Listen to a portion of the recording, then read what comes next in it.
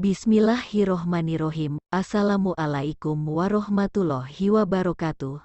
Sahabat warga Baiman, senang sekali kami bisa hadir kembali menjumpai Anda. Seperti biasa, kami akan menghadirkan kisah nyata atau cerita Islami yang menarik untuk Anda simak.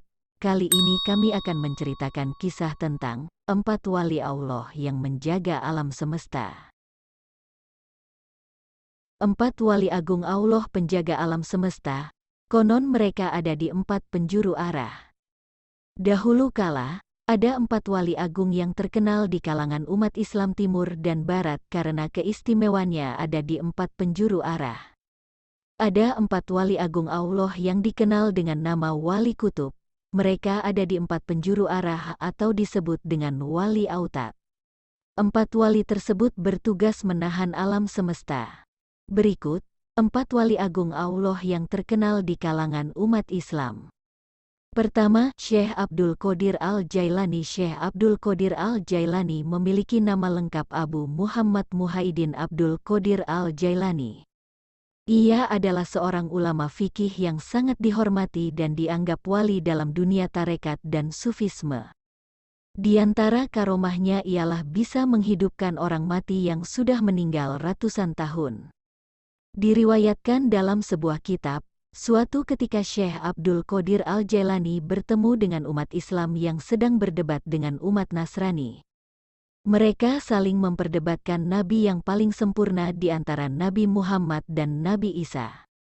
Syekh Abdul Qadir Al-Jailani bertanya kepada orang Nasrani, apa yang menjadi dasar dan apa dalilnya Nabi Isa lebih sempurna dari nabi lainnya? Lalu orang Nasrani menjawab Nabi Isa mempunyai keistimewaan yakni mampu menghidupkan kembali orang yang sudah mati. Selanjutnya Syekh Abdul Qadir Al-Jailani membuat kesepakatan dengan orang Nasrani.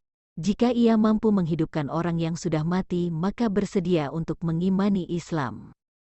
Orang Nasrani menyetujui permintaan Syekh Abdul Qadir Al-Jailani untuk bersedia masuk agama Islam dan beriman kepada Nabi Muhammad. Mereka bersama-sama mencari kuburan tua yang berisi mayat berusia sekitar 500 tahun. Selanjutnya di depan kuburan, Syekh Abdul Qadir Al-Jailani mengucapkan, "Kum biiznillah," yang artinya bangunlah kamu dengan izin Allah. Seketika itu, kuburan terbelah dua dan mayat keluar dari kuburan sambil bernyanyi. Konon, semasa hidup mayat itu adalah seorang penyanyi. Menyaksikan peristiwa aneh tersebut, orang Nasrani tersebut tercengang dan memenuhi janjinya masuk agama Islam. Wali agung yang kedua adalah Syekh Ahmad Arifai. Syekh Ahmad Arifai adalah seorang ulama sufi berkebangsaan Irak abad ke-6 Hijriah, 12 Masehi. Ia lahir di desa Hasan, Kegubernuran Wasit, Irak, dan meninggal di desa Ubaidah, suatu tempat yang terletak antara Wasit dan Basra. Ia dibanggakan oleh sejumlah ulama terkemuka kala itu, di antara karomahnya ialah mencium tangan Rasulullah pada tahun 555 Hijriah. Saat itu Syekh Ahmad Arifai berumur 43 tahun. Beliau berangkat ke Mekah untuk melaksanakan haji. Setelah di Mekah, beliau pergi ke Madinah untuk berziarah ke makam Nabi Muhammad. Sesampainya di Madinah, Syekh Ahmad bersama para jamaah menuju ke Masjid Nabawi. Para jamaah melihat langsung bahwa Nabi Muhammad menjawab salam dari Syekh Ahmad Arifai.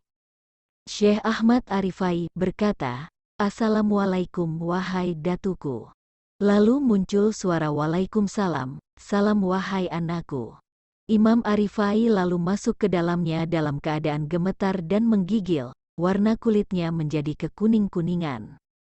Imam Arifai berlutut sampai menangis seraya berkata, "Dari kejauhan aku kirimkan ruhku untuk selalu mengingatmu sebagai perwakilanku. Aku bisa melihat dengan seluruh jasadku padamu secara kasat mata, maka ulurkanlah tanganmu agar aku bisa mencium tanganmu wahai Rasulullah." Tangan Rasulullah keluar dari makamnya. Imam Arifai langsung menciumnya dan meminta ikut melihat dan mendengar langsung karomah Imam Arifai. Wali agung yang ketiga, Syekh Ahmad Badawi. Syekh Ahmad Badawi merupakan seorang syekh yang sangat terkemuka di Jazirah Arab dan Timur Tengah. Beliau juga dikenal sebagai Al-Sayyid Al-Badawi oleh semua orang Muslim Sunni yang menghormatinya sebagai wali pada abad ke-13 di Maroko. Al-Sayyid Al-Badawi mempunyai nasab mulia sebagai salah satu tiang pilar dari 4 kelompok sufi. Di antara karomahnya ialah mukanya bercahaya sehingga beliau melilit wajahnya sebanyak 2 kali dengan sorban. Suatu ketika, seorang anak murid beliau meminta untuk melihat wajah Syekh Ahmad Al-Badawi. Beliau menolak permintaan muridnya, namun atas desakan yang kuat, ia melihatkan wajahnya ke anak muridnya. Seketika itu anak muridnya meninggal dunia terkejut melihat Syekh Ahmad Al-Badawi yang bercahaya. Semenjak peristiwa itu, beliau tidak pernah membuka lilitan sorbannya. Anak muridnya meninggal dalam keadaan mati syahid karena meninggal semasa menuntut ilmu. Selain itu, pernah suatu ketika Syekh Ibnu Laban mengumpat, seketika itu hafalan Al-Quran menjadi hilang. Ia berusaha beristighosah dan meminta bantuan doa orang-orang terkemuka di zaman itu. Selanjutnya ia menghadap kepada Syekh Yakult Al-Arsi untuk meminta pertolongan. Keduanya bersama-sama berangkat menuju makam Al-Badawi dan berkata, "Wahai guru, hendaklah Tuan memberi maaf kepada orang ini." Dalam makamnya terdengar jawaban, "Ya sudah, tapi dengan syarat ia mau bertobat." Akhirnya Ibnu Laban bertaubat dan tidak lama kemudian kembalilah ilmu dan imannya.